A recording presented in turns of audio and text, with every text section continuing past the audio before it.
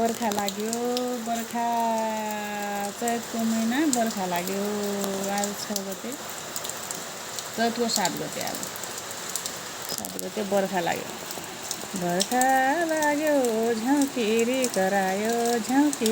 करायो मायासँग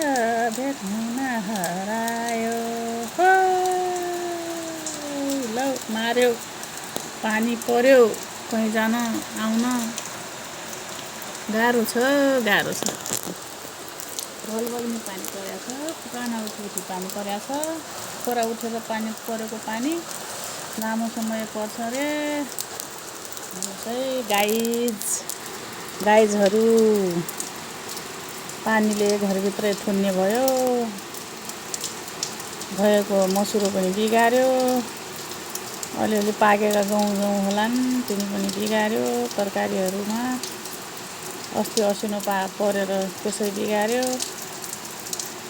प्रकृतिको खेल आफूले भने बेला भने जस्तो हुँदैन के गर्ने हो नि त गाइज